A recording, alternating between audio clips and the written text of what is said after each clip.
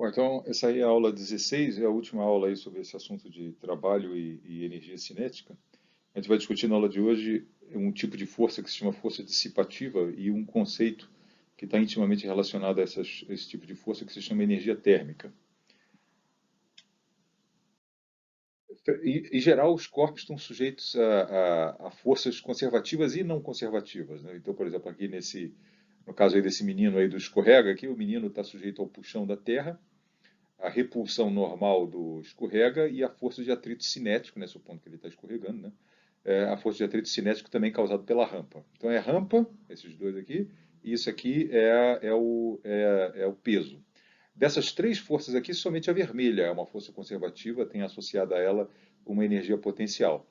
Tanto a força normal quanto a força de atrito cinético, elas são não conservativas, não existe energia potencial associada a essas forças. No entanto, diferentemente da força normal, a força de atrito trabalha durante o escorregar da criança, né?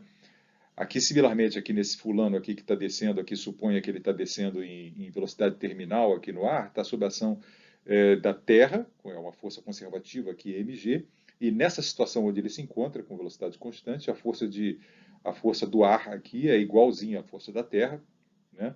Então são as duas forças. A força vermelha é conservativa, tem uma energia potencial e tal e coisa, e essa força do ar aqui, a força de arrasto, né, do ar, é uma força não conservativa. Semelhantemente à força da energia cinética, do atrito cinético, a força de arrasto trabalha durante o deslocamento do skydiver, né? Muito bem.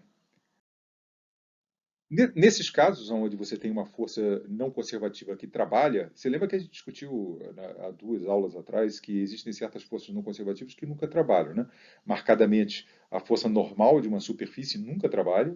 Quando um objeto está deslizando por essa superfície, com ou sem atrito, a normal nunca trabalha.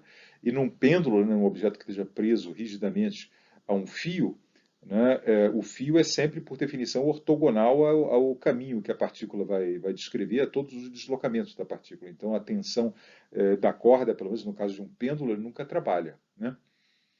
Mas, nesses casos aí que você acabou de ver, tem forças não conservativas que trabalham. Aí o que acontece? Bom, o teorema da energia cinética do trabalho não quer nem saber se as forças são conservativas, não conservativas, se elas trabalham ou não. Ela é verdade sempre.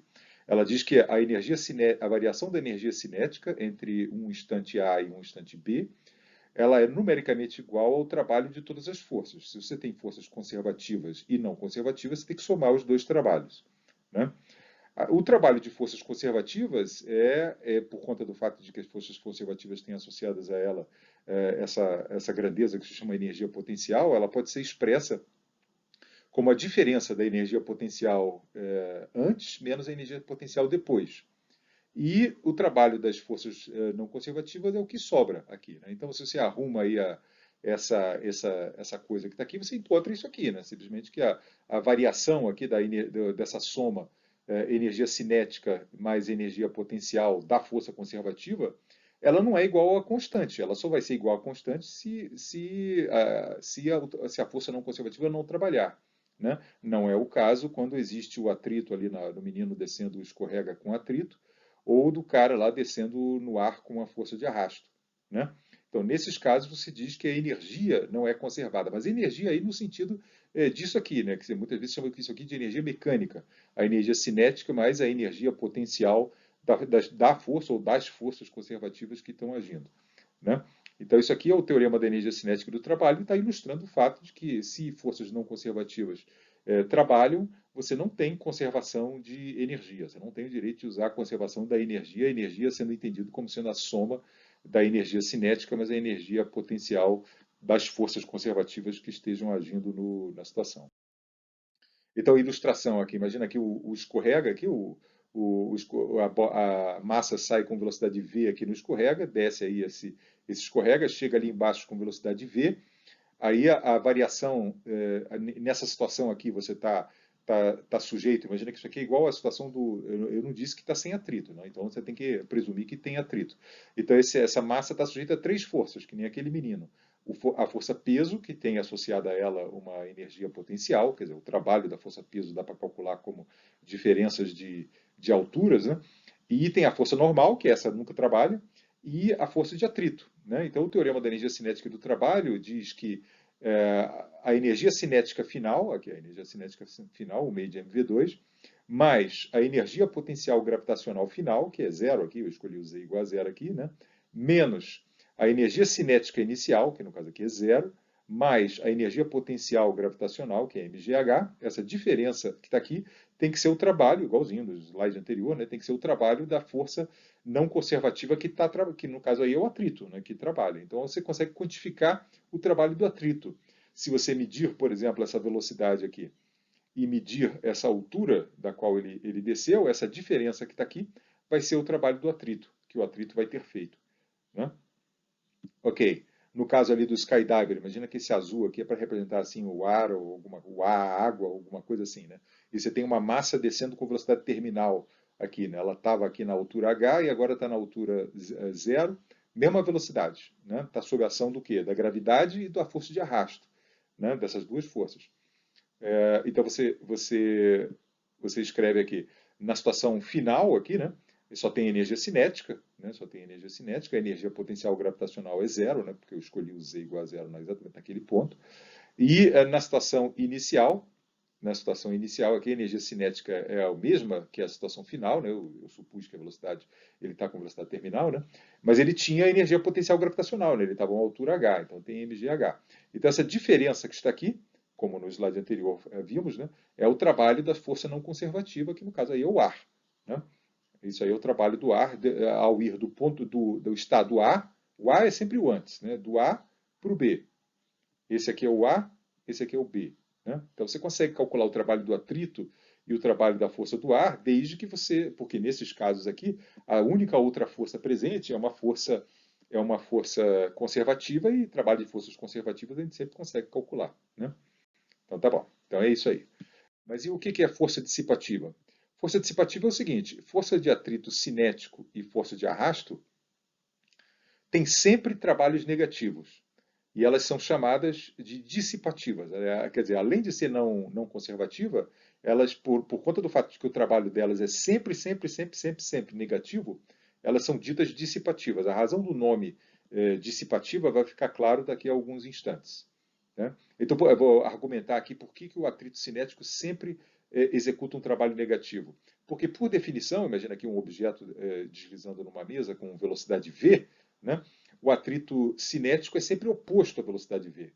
Né? Significa com isso que quando o objeto, o trabalho, né, e a força de arrasto do ar é também sempre oposta à velocidade v.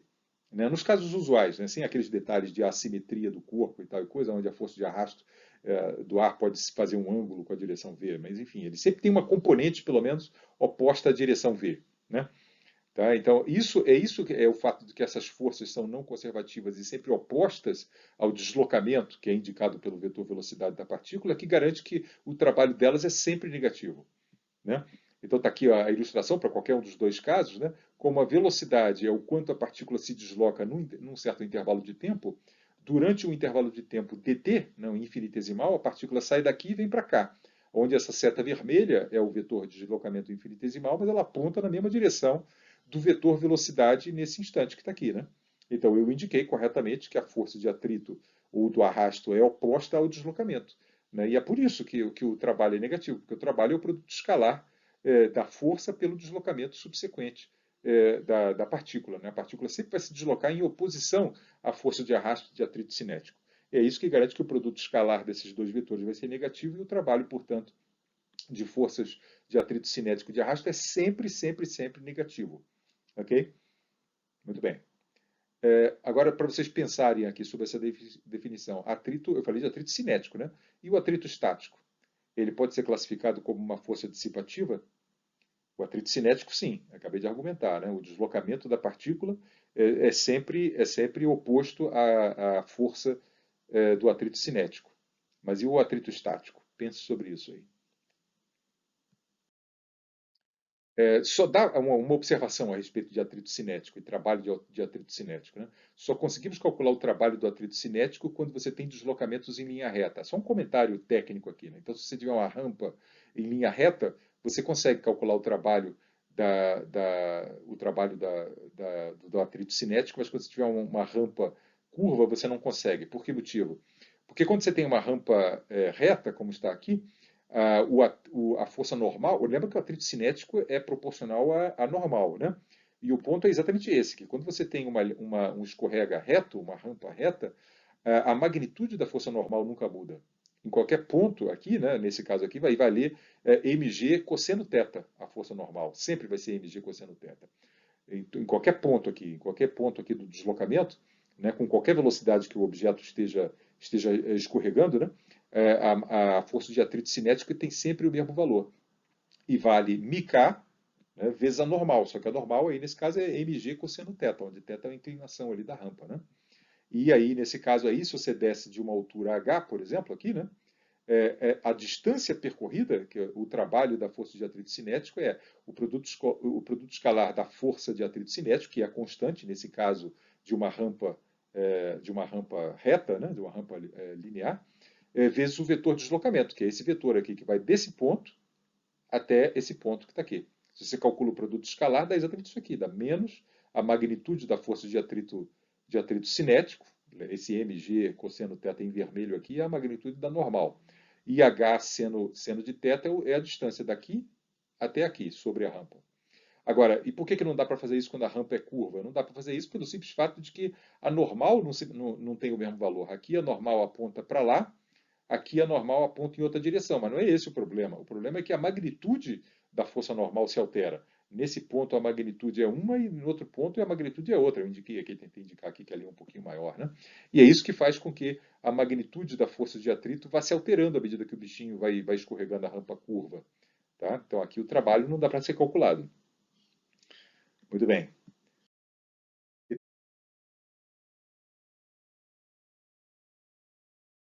Calculado. Muito bem. Então esse aqui é o resultado. Esse foi o resultado que a gente obteve há 2 slides atrás. Né? Quando você tem forças não conservativas, isso aqui é o teorema da energia cinética do trabalho, quando você tem forças conservativas e não conservativas. O trabalho das forças conservativas pode facilmente ser escrito em termos da sua energia potencial correspondente. Perceba que se você tiver mais de uma força conservativa, você tem que incluir as duas energias potenciais, né? Tipo aqueles problemas da aula passada, onde você tinha forças elásticas e forças gravitacionais, você tem que incluir aqui o meio de kx2 e o mgz, né? Tem que incluir os dois. É isso que esse U aqui representa. Né? Energia cinética no instante final, mais a energia, todas as energias potenciais no instante final, menos a energia cinética no ponto inicial, mais a energia potencial, todas as energias potenciais no ponto inicial. Essa combinação aqui se chama, como eu falei, energia mecânica. Né? A energia mecânica no ponto P menos a energia mecânica no ponto A é o trabalho das forças não conservativas de A para B. Não tem nada demais isso aí. Isso aí é o teorema da energia cinética e do trabalho. Simplesmente escrevendo o trabalho das forças conservativas em termos da sua energia potencial. Conforme a gente aprendeu, dá para fazer isso. Muito bem, agora o ponto das forças dissipativas. A energia mecânica, quer dizer, o K mais U, sempre diminui na presença de forças dissipativas. E agora sim a explicação do nome, né? Força dissipativa. O que é força dissipativa? Se você vai no dicionário, dissipar é um verbo transitivo direto pronominal que significa fazer desaparecer, ou desaparecer ele mesmo, né? Dispersar algo ou dispersar-se, né? Desfazer ou espalhar-se. Né? O Sol dissipou a neblina, o Sol desapareceu com a neblina. No caso aqui, a força, a força dissipativa, por conta do fato de que essa coisa aqui da força dissipativa é sempre negativo, o que ela dissipa? Ela dissipa energia mecânica. Ela faz desaparecer a energia mecânica. Essa é a razão do nome. Né? Ela espalha a energia mecânica, como a gente vai ver. Né? Na verdade, ela não faz desaparecer a energia mecânica. Ela, no fundo, transfere a energia mecânica do corpo e do ambiente em volta, né? Para os graus de liberdade atômicos e moleculares da mesa, ou do ar, ou do que seja. Né? Ele dispersa, dissipa, né? Exatamente nesse sentido. Essa é a razão do nome. Mas a característica, digamos assim, matemática da força dissipativa é o fato do trabalho dela ser sempre negativo. Ok? Ela é uma força não conservativa, tal que tipicamente é o atrito, né? O atrito com superfícies ou atrito com fluidos, né? Que a gente chama de arrasto, né? Tipicamente é isso. O trabalho das forças dissipativas remove irreversivelmente a energia mecânica do corpo para as moléculas das superfícies e fluidos envolvidos no atrito. O que eu quero dizer com isso? Quando um objeto está, por exemplo, está raspando numa superfície, né? Então, uma mesa, né? Você joga um objeto, ele está sob a ação do atrito cinético e vai deslizando, deslizando até parar. Né? Para onde a energia mecânica dele, ele tinha uma certa energia cinética, depois ele não tem mais energia cinética nenhuma. Né? A energia gravitacional, aí, se a mesa é horizontal, não varia. Né? Então, ele tinha energia cinética e deixou de ter. Como é que desapareceu a energia mecânica? Desapareceu a energia mecânica porque houve o trabalho da força de atrito cinético. Né? E o trabalho da força de atrito cinético dissipou a energia mecânica e fez o que com ela?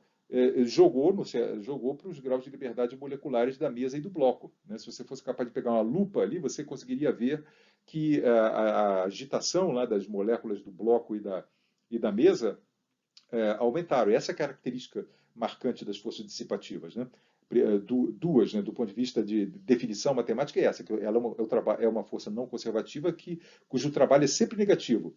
E dois, você sempre pode, a princípio, associar o trabalho, o desaparecimento de energia associado ao negativo, né, ao trabalho negativo que ela executou, você consegue associar a um aumento de energia molecular, digamos assim, no ambiente, conforme a gente vai ver. Então, só para passar aqui essa ideia aqui do que o atrito faz com os graus de liberdade moleculares, tem esse cartoon aqui, imagina dois livros aqui, né? Um sobre o outro, e isso aqui seria a visão das moléculas ou átomos, sei lá o que formam a interface de contato ali dos dois. Essa rugosidade das superfícies, lembra da nossa discussão lá do atrito, é o que ocasiona o atrito. Né?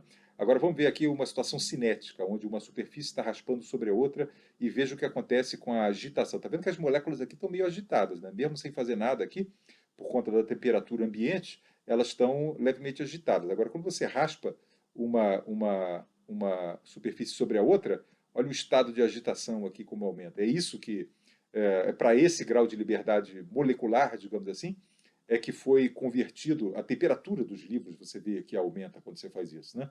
Então, o grau, as energias mecânicas, aqui, isso aqui é energia de movimento. Né?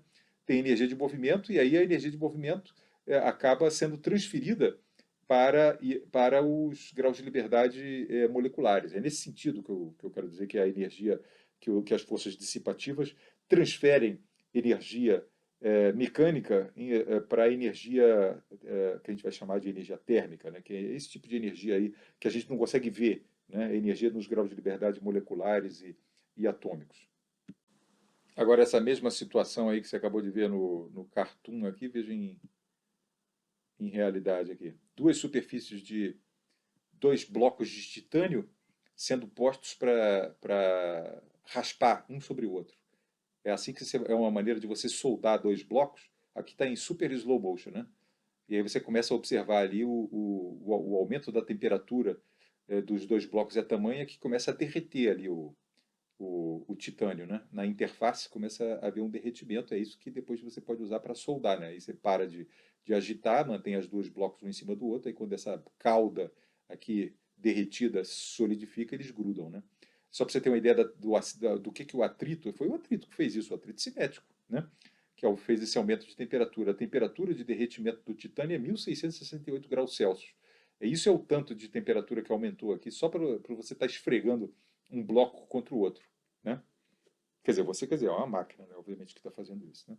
E aqui está em super slow motion, essa coisa aqui raspa um sobre o outro muito, muito rapidamente. Muito bem, então a situação é essa aqui, é isso que a gente está usando até agora, quer dizer, nada além do teorema da energia cinética do trabalho, só que agora a gente está considerando o trabalho de forças não conservativas e o trabalho de forças conservativas aqui expresso em termos de energias potenciais. Né? Ok, então existem forças, eu comentei sobre certas forças não conservativas, que a gente chamou de dissipativas, que são sempre negativas, né? A pergunta é: será que existem forças não conservativas que aumentam a energia mecânica, ou seja, cujo trabalho da força não conservativa é positivo? Ou será que tudo que é força não conservativa é dissipativa? Certamente existem trabalho de forças não conservativas que é positivo, que não se classifica, por exemplo, aqui, o trabalho bem trivial aqui, né? Você vai suspender essa malinha Aqui certamente existem forças não conservativas que fazem trabalho positivo e que, portanto, não são classificadas como dissipativas. Né? Olha esse exemplo trivial aqui. Tem uma mala em repouso aqui no chão e você vai com a sua mão suspender a mala e colocar ela lá em cima. Né? Então, olha lá, essa é a situação inicial, essa é a situação final. Estado a mala está parada, estado B, a mala está parada a uma altura H do chão.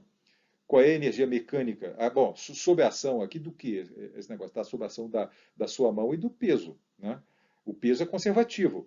Então, a energia mecânica em questão aqui seria a energia cinética mais potencial gravitacional. Não tem mola, não tem nada, né? Então é isso. Então, qual é a energia mecânica aqui nessa situação?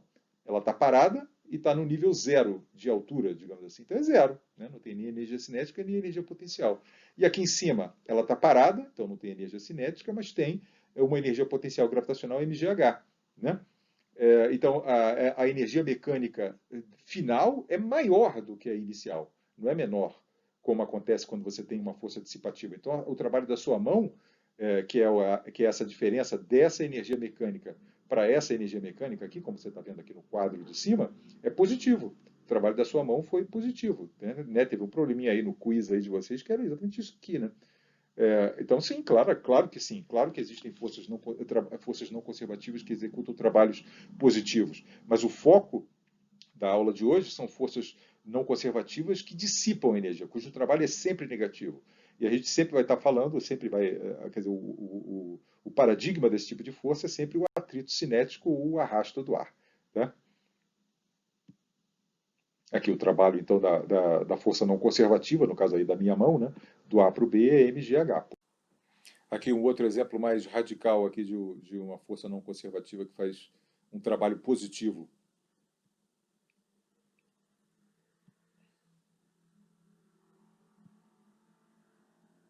O cara está correndo ali.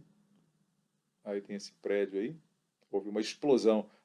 Essas madeiras aqui, elas estavam paradas e de repente estão com energia cinética. Né?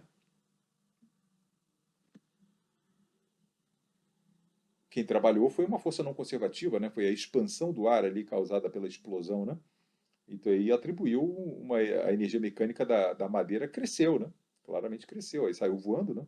Ela estava paradinha, saiu voando, algumas até subiram e coisa e tal. Então certamente elas ganharam energia mecânica. Elas estão sob a ação da força do ar, né? Da força gravitacional, né? E a energia mecânica, entendida como sendo, nesse caso aí, né? Como sendo energia cinética mais potencial gravitacional, aumentou de todos esses pedaços de madeira aí, né? Então, a força não conservativa causada pela explosão, né, da energia química ali, do explosivo que ocasionou essa expansão do ar, essa expansão do ar é que exerceu um trabalho positivo, né, empurrou essencialmente as madeiras e deu energia mecânicas para elas. Certamente existem forças não conservativas que não são dissipativas.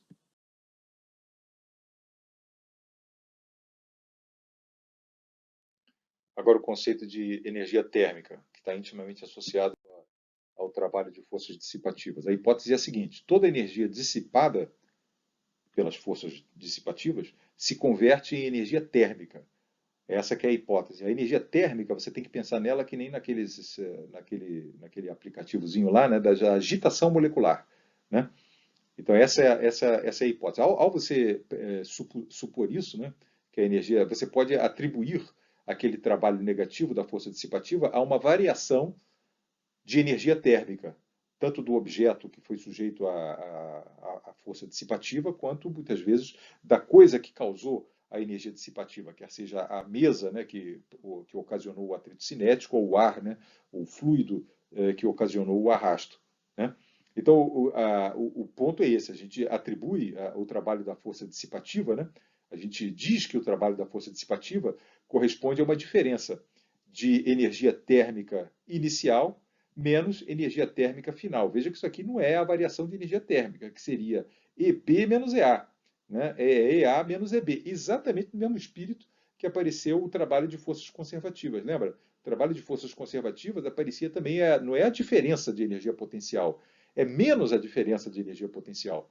E a razão pela qual você quer definir isso dessa forma, né, como o trabalho da força dissipativa sendo isso, inclusive sempre negativo, né, porque o trabalho de forças dissipativas é sempre negativo, implica que bom, como isso aqui é sempre negativo, né? Isso aqui, desculpe, como isso aqui é sempre negativo aqui, implica que a energia térmica, energia molecular, de agitação molecular, final vai ser sempre maior do que a energia térmica inicial. Né? Sempre que houver uma força dissipativa em ação, um atrito cinético ou um arrasto, na situação final, as moléculas vão estar mais agitadas, vão estar mais energéticas do que as moléculas no estado inicial. E de quanto? Exatamente, essa é a hipótese, exatamente no valor do trabalho da força dissipativa. Okay? Esse é o ponto.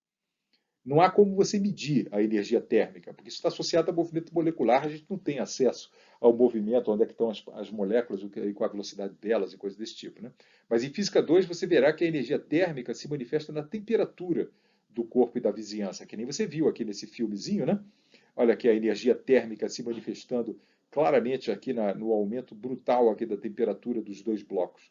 Né? Isso aqui, se você tivesse capacidade de ver com uma lupa, você veria o que aquele aplicativozinho mostrou, né? As moléculas ali de titânio, todas chacoalhando muito mais intensamente do que num bloco de titânio frio, entende?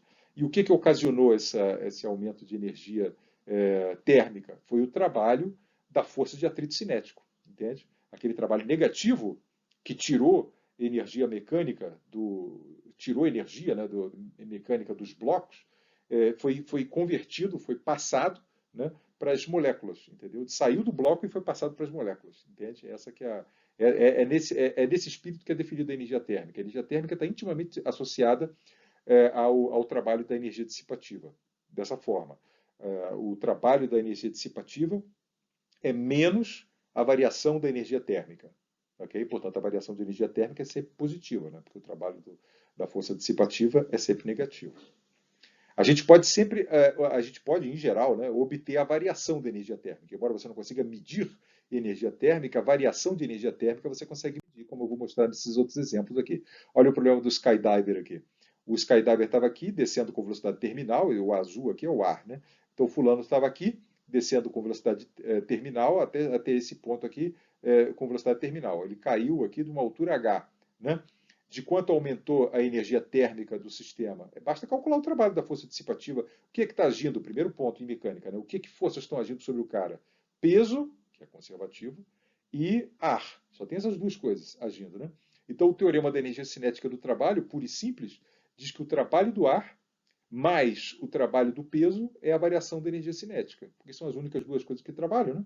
Aí eu passo o trabalho do peso para o lado de lá, e eu tenho todas as informações. Ele diz que a velocidade aqui é igual à velocidade aqui, eu tenho a variação da energia cinética, é zero, inclusive. Né?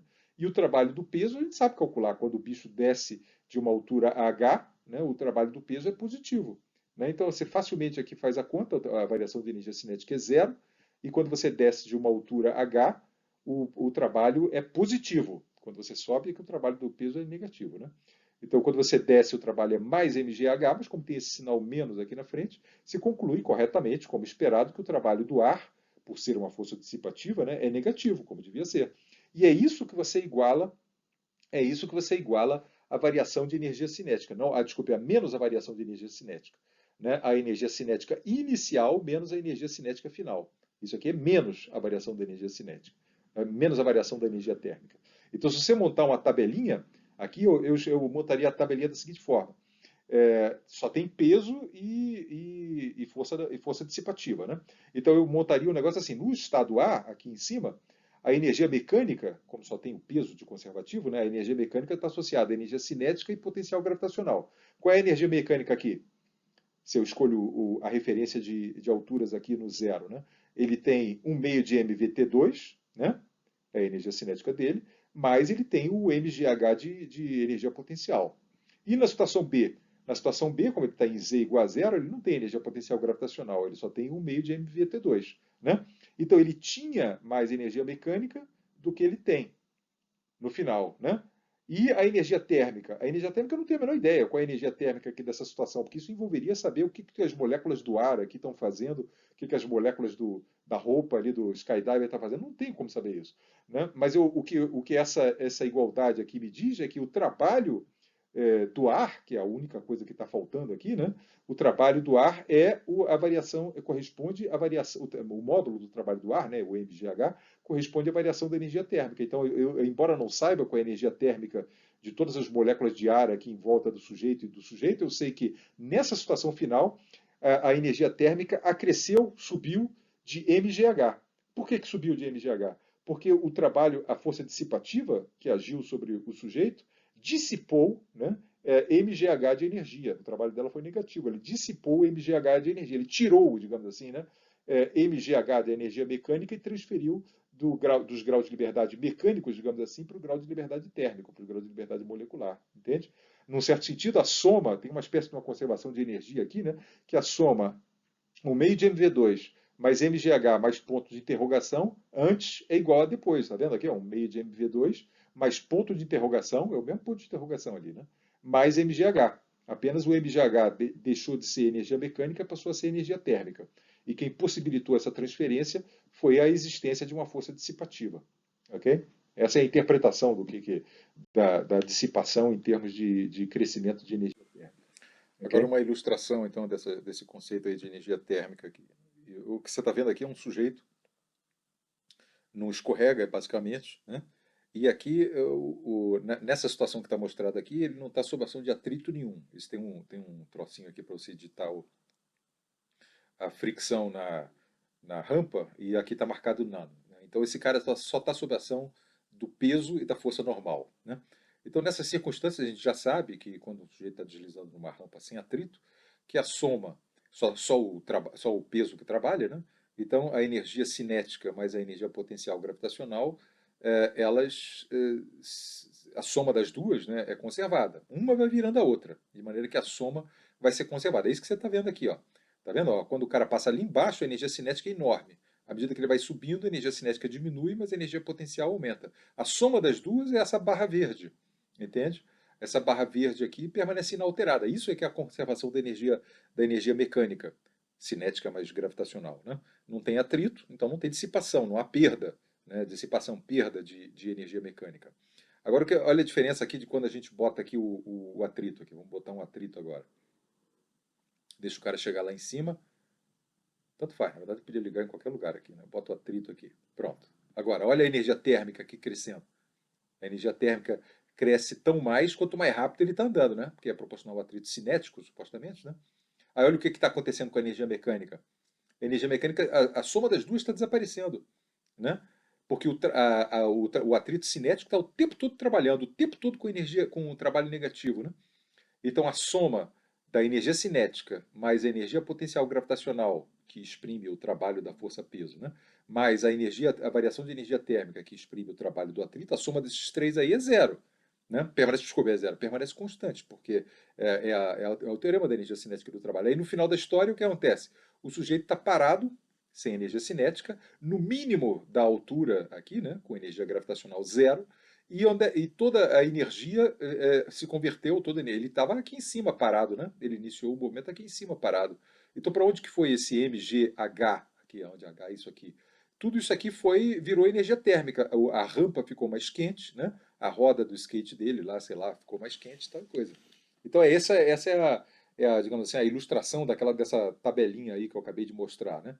Quando você tem uma energia, uma força conservativa, a qual você pode associar uma energia potencial, e você tem uma força dissipativa, e você introduz a energia térmica, aí a soma da energia cinética, mais a energia potencial da força conservativa, mais a energia térmica, que exprime o trabalho da força dissipativa, a soma das três permanece constante.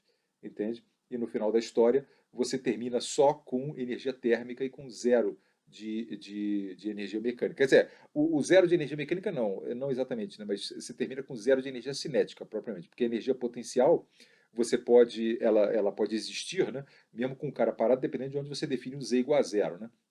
Então, se eu tivesse levantado aqui o sujeito, por exemplo, ali, ele está parado ali naquele ponto ali, mas tem alguma energia potencial, né? Mas o fato é que toda a energia cinética do sujeito aqui foi, foi convertida em energia, toda a energia cinética mais a energia potencial em relação ao mínimo ali, né? Foi convertida em energia térmica, tá? Essa é a ilustração daquela tabelinha ali. Bom, então mais um exemplozinho parecido com aquele do skydiver. Aqui você tem uma bolinha que você lança a 20 metros por segundo e você observa que ela para depois de subir 15 metros, ok? A massa da bolinha é 5 quilos e o G aqui ele diz para você tomar como 10 metros por segundo ao quadrado. Vamos tentar calcular. O que está agindo sobre a partícula aqui? Certamente duas coisas apenas, a gravidade e o ar, né? Qual é o trabalho do ar aí nesse caso? O teorema da energia cinética do trabalho me revela, sem problema nenhum. O teorema da energia cinética do trabalho diz que o trabalho do ar mais o trabalho da gravidade tem que ser a variação da energia cinética. A variação da energia cinética é essa energia cinética menos essa energia cinética. Se você fizer a continha aqui, vai dar menos 1000 joules, né? 0 joules aqui, e aqui a energia cinética era 1000 joules. Então dá menos 1000 joules, essa coisa que está aqui, menos o trabalho da força-peso. Qual o trabalho da força-peso? Podia exprimir em termos de energia potencial gravitacional. Aqui eu estou calculando mesmo o trabalho da força-peso. Quando o bicho sobe, o trabalho da força-peso é negativo, né? O peso é para baixo, o deslocamento é para cima, o trabalho é negativo. E o trabalho vale mg, né? A massa aqui, ó, o G aqui, vezes a altura, que é 15 metros. Se você faz o produto aqui, o trabalho da força-peso é menos 750 joules. Como já tem um sinal menos aqui na frente, essas duas parcelas aí ficam menos 1000 joules da variação da energia cinética e menos 750 joules do trabalho negativo do peso, dá isso aqui. Então, o trabalho do ar, você obtém aquele resultado já conhecido, como o ar é uma força dissipativa, o trabalho tinha que ser negativo, e é mesmo, né? Menos 250 joules. Aí a interpretação disso em termos de energia térmica é que isso, esse menos 250 joules, corresponde à diferença entre a energia térmica inicial e a energia térmica final. A energia térmica final é maior do que a energia térmica inicial por 250 joules. Entende? Essa que é a interpretação. Sobre o, digamos assim, sem a introdução da energia térmica, você diria, porra, desapareceu 250 joules aqui de energia mecânica. Não desapareceu, foi para os graus de liberdade de agitação ali, né? Agitação molecular. A nossa tabelinha ficaria assim escrita: no estado inicial, a energia mecânica, aqui é a energia cinética mais potencial gravitacional. Se eu escolho Z igual a zero na posição do A, ele só tem energia cinética, a energia cinética é 1000 joules, dessa velocidade aqui, né? E como ele está no nível zero ali, a energia gravitacional dele é zero, a energia potencial gravitacional é zero. Já no ponto B, ele está parado, então não tem energia cinética, e a energia potencial gravitacional dele é mgh, né? É 750 joules. E a energia térmica inicial? Não tenho a menor ideia. A agitação térmica aqui do ar e da bolinha não tem como saber, né? Mas eu sei que na situação final, a energia térmica que ele tinha em A foi acrescida de 250 joules, né? Foi acrescida de 250 joules por quê? Porque o ar, que foi a força, que a outra força presente na situação, né? Que executou um trabalho negativo de 250 joules. A gente sempre interpreta o trabalho negativo de uma força dissipativa como transferindo energia mecânica para graus de liberdade moleculares, né? E aí aparece uma espécie de uma conservação de energia, né? Onde a soma da energia mecânica e da energia térmica inicial é igualzinha à final, né? Tá vendo aqui, ó? 1000 joules de energia cinética, 0 joules de energia gravitacional e um ponto de interrogação de energia térmica no início, e no fim 0 joules de energia cinética, 750 de energia gravitacional, ponto de interrogação mais 250 de energia térmica. Entende? A soma dessas duas linhas aqui dá igual, né? Essa aqui é o que propicia, né, quando você identifica o trabalho da força dissipativa com uma variação de energia térmica, aparece uma espécie de uma conservação de energia que você pode produzir. Agora, aquele exemplo lá da fricção. Nesse exemplo da fricção aqui, o bloco, tá aqui, ó, a situação é essa, tem um coeficiente de atrito aqui, do bloco com a superfície ali, o coeficiente de atrito cinético, e o que você vai fazer é o seguinte: suponha que você vai fazer uma força de 10 newtons ali naquele objeto e vai deslocar ele de 10 centímetros, depois você vai fazer 10 newtons no outro lado e deslocar ele de volta, fazer ida e volta, o tempo todo fazendo uma força de 10 newtons e deslocando por 10 centímetros. Suponha que isso aqui você lembra daqueles dois blocos de titânio? É o que a máquina faz no bloco de cima. O bloco de baixo fica parado, né? E o bloco de cima é deslocado para a esquerda e para a direita por uma força. Eu estou supondo aqui, dando informação sobre essa força. Suponha que essa força é de 10 newtons e que o deslocamento é de 10 centímetros. Após 100 idas e vindas, 1, 2, 3, 4, 5, 6. de quanto aumentou a energia térmica aqui da mesa e do bloco? Essa que é a pergunta, né? De quanto aumentou esse negócio aqui. Bom, nesse caso aí, primeiro ponto em mecânica, que forças agem sobre esse negócio aí? Das que trabalham, naturalmente, né? A força peso e a força normal não trabalham aqui porque elas são verticais e o deslocamento é horizontal. Só tem essa força aqui, que é executada, digamos assim, pela máquina, né, no caso dos blocos de titânio, e a força de atrito cinético. Só tem essas duas forças. A força da máquina não as duas forças são não conservativas, mas a que faz trabalho negativo é o atrito cinético, é ele que é o dissipativo, entende? Então, nesse caso aí, depois de fazer 100 idas e vindas, o bloco começa parado. Depois de 100 idas e vindas, o bloco continua parado, né? E aí eu posso escrever o teorema da energia cinética do trabalho dessa forma. O trabalho da máquina, nesses deslocamentos aqui de 10 centímetros sob a ação de 10 newtons, são trabalhos positivos, né? Mais o trabalho do atrito, são as únicas duas forças que estão agindo, né? Essa força amarela e a força do atrito cinético, e elas têm que responder pela variação da energia cinética. Quanto foi a variação da energia cinética? Zero. O bloco estava parado e depois continuou parado, né? Então, esse é o teorema da energia cinética do trabalho. Agora, com essa informação da magnitude da força que a máquina fez e do deslocamento que ela impingiu no bloco, eu consigo calcular o trabalho dela, né?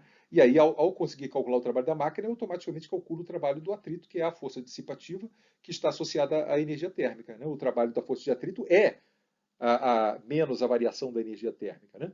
Então a variação passando e ele é negativo, esse cara é negativo, né? E a variação da energia térmica é positiva. Então quando eu passo isso para o lado de lá, eu concluo que a variação da energia térmica, o quanto as moléculas estão mais agitadas depois de passar 10, 100 vezes idas e vindas, né? Corresponde exatamente igual ao trabalho da máquina, né? O trabalho que a máquina fez. Qual foi o trabalho que a máquina fez? Foi 100 porque foi 100 vezes, né? Cada uma dos empurrões que ela fez aqui, ela trabalhou quanto? É definição simples aqui de trabalho. Uma força de 10 newtons executou um deslocamento sobre um corpo que executou um deslocamento de 10 centímetros, na mesma direção da força, né? Então o trabalho foi positivo.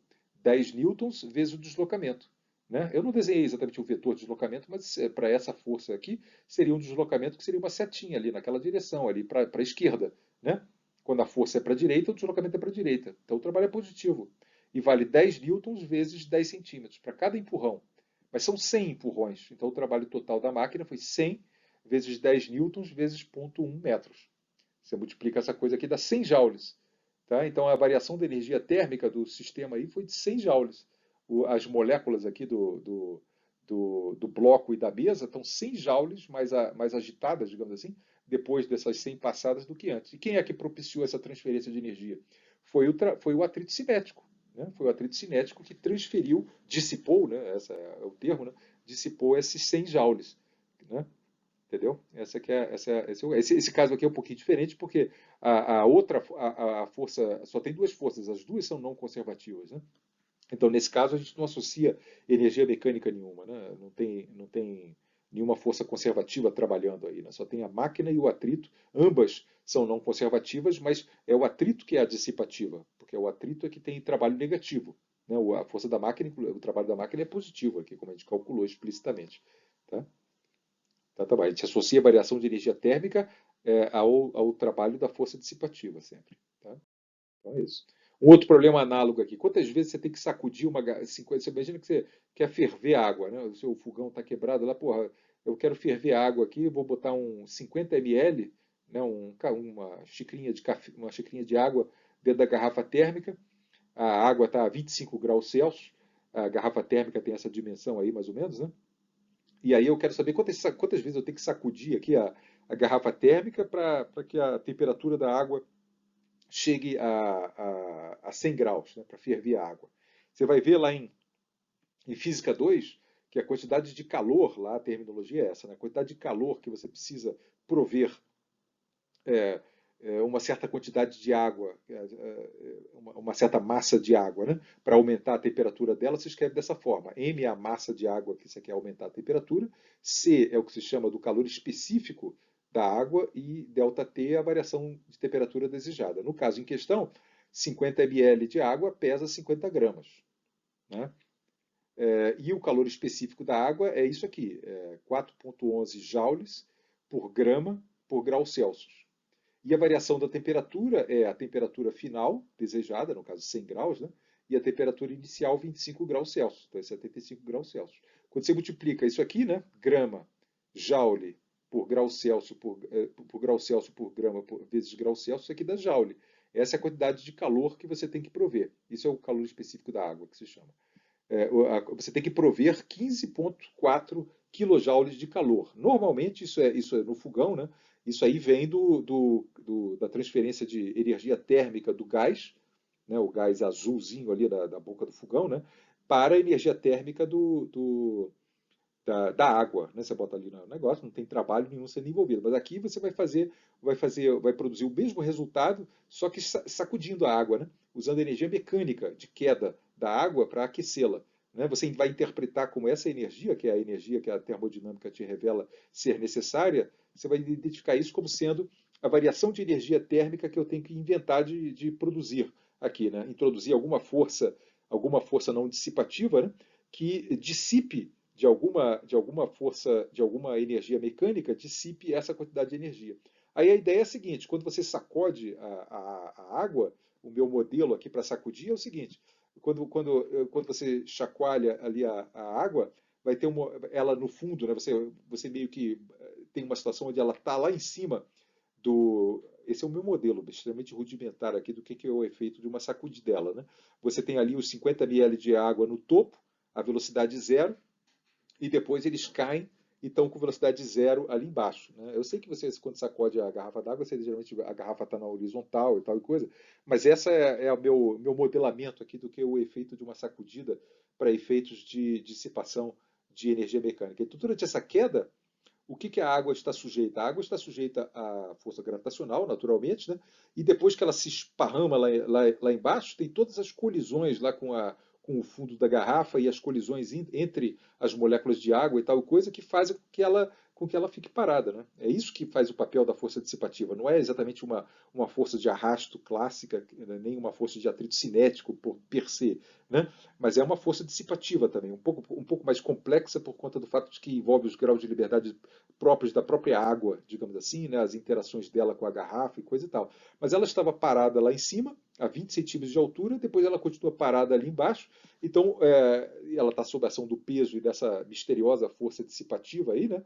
E só, apenas essas duas. Então eu consigo contabilizar a variação de energia térmica de uma sacudidela. Numa sacudidela, a variação de energia térmica vai ser a variação de energia mecânica nessa queda. Né? Ela estava lá em cima, 50 gramas a 20 centímetros de altura, ela tinha essa energia gravitacional. Né? A energia cinética dela lá em cima era zero, inicialmente. Né? E depois aqui embaixo ela continua parada, né? Mas não tem mais energia potencial gravitacional nenhuma. Né? Então, a perda de energia mecânica, né, a energia cinética mais potencial gravitacional que desapareceu nessa queda, é contabilizada dessa forma: 50 gramas vezes o G vezes 0,20 metros. É isso que essa perda de energia mecânica é que supostamente, né, depois que a água caiu, é que quanto a água ficou mais aquecida, digamos assim, né?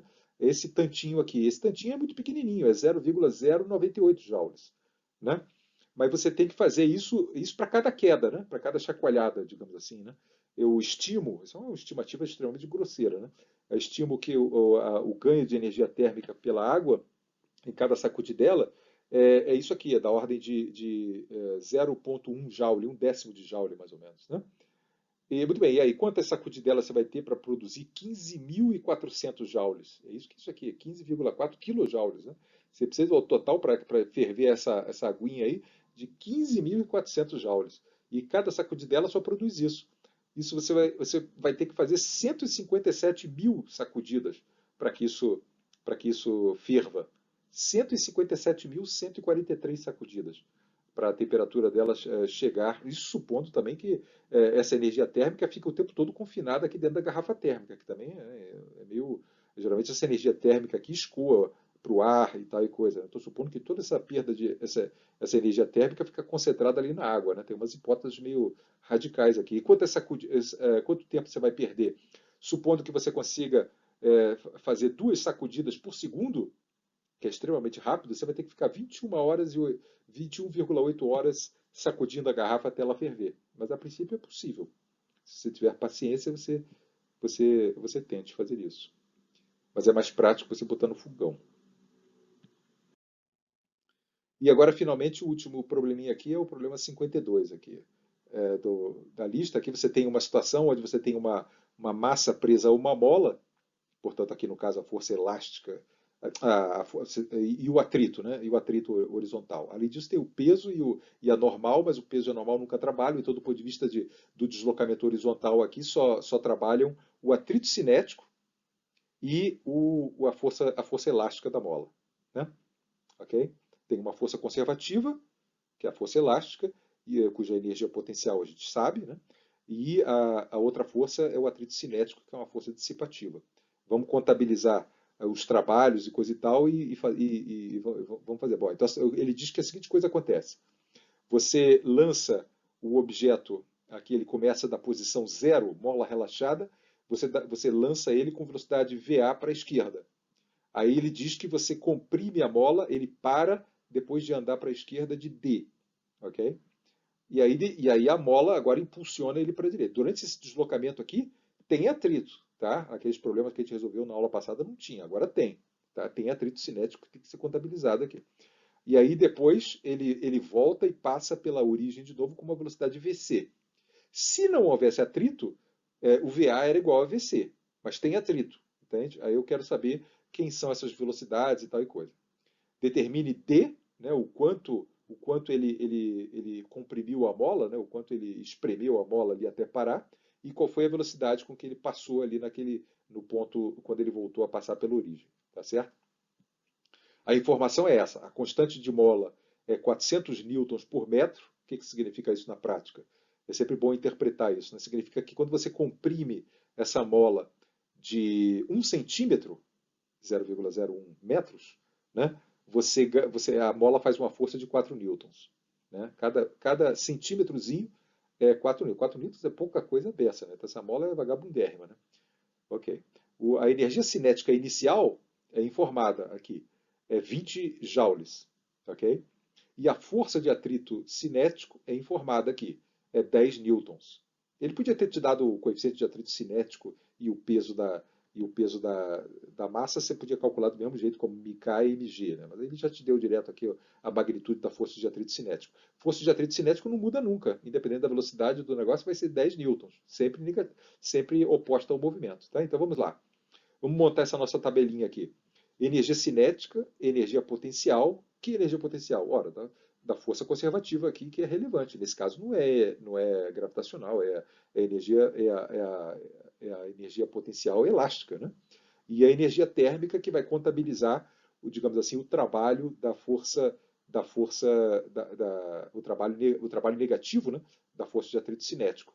Como a gente já viu, nessas circunstâncias onde você tem uma força conservativa e uma força dissipativa, se você escreve a energia térmica como a variação de energia térmica como sendo negativo do trabalho da força dissipativa, ocorre aquela estranha conservação, né, de que K mais U mais E térmico permanece constante. Né? Então vamos ver o que a gente consegue preencher aqui já.